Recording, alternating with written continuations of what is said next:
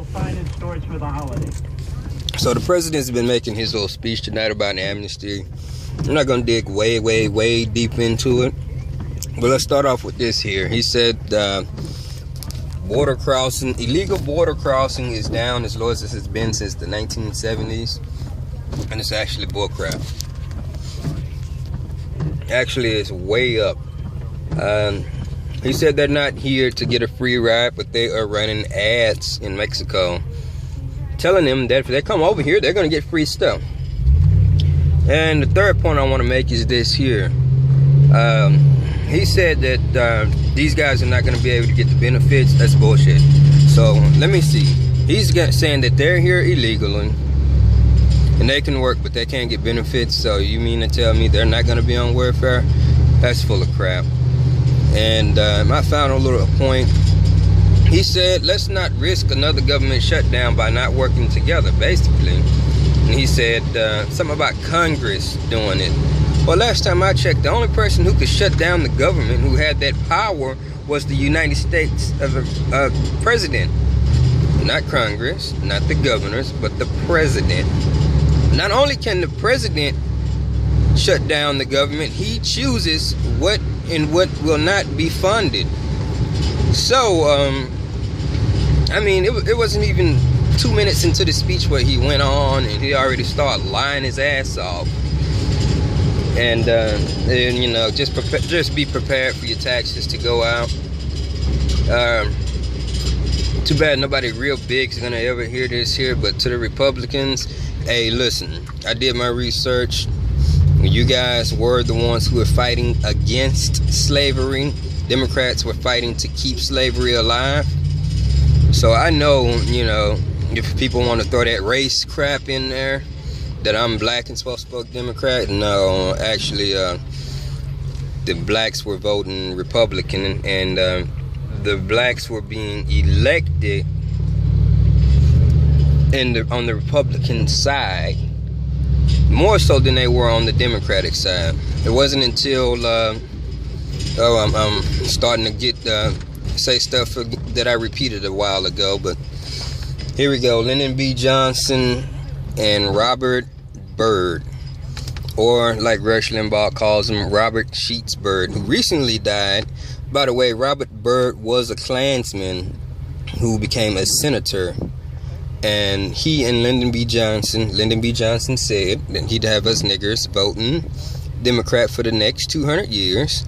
They are the ones who started the whole black people vote Democrat movement, and it was a lie. Lyndon B. was a racist, and of course Robert Byrd, who recently passed away, he's also voted for Obamacare while he was in there, the dirty bastard. Robert Byrd, the Klansman, yeah. But yeah, man, just do some research and read. My message to the Republicans: you guys are finally in. I know the big wigs, the big time leaders of the Republican Party are nothing but dirt. So you underlings, you ones who just kind of got started, you really need to take it serious. You need to overthrow those losers at the top, because we the American people voted you guys in, you know, hoping that you guys would change this up.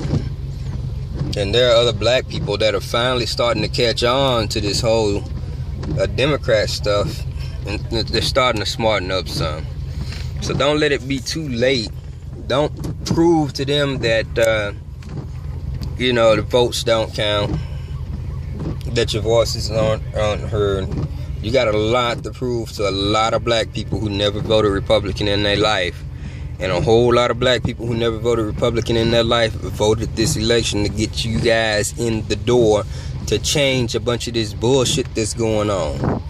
So you guys need to step it up. I think that was a great job that you guys tried to pass Keystone as soon as you were in there.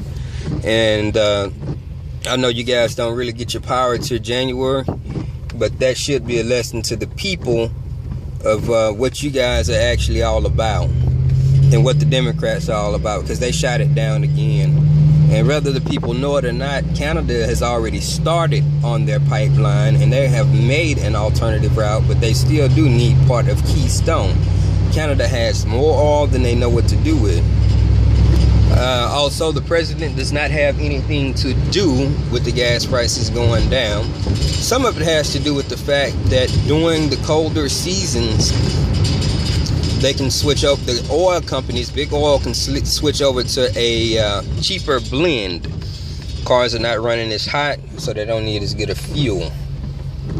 In the summertime, it's critical because the heat affects your car, temperature, gas mileage, all that good stuff. Another thing, we have started drilling in America again. Now, the Arabs don't want us to have our own oil because we're steady buying from them and we're making them rich. So they'll drop their prices down to keep us from drilling. Last time I checked, I think it was $66 per barrel. I remember in 2004, it was like 96, 98, 99, $100 per barrel. So it was high. And it's getting cheaper now. They're seeing us starting to be on our own, starting to try to dig our own shit. And they're dropping their prices. They'll try to drop it low enough where it wouldn't be profitable for big oil over here. And big oil will say, you know what, let's not dig. But truth be told, we start digging our own oil. We go ahead and hook up with Canada, who is trying to get rid of the oil. Our gas prices will drop under under $2 a gallon. I guarantee it. Another thing that you also have to realize is that we gave up our oil to Brazil. They're digging where we were digging, and we're buying it back from them. So there you go.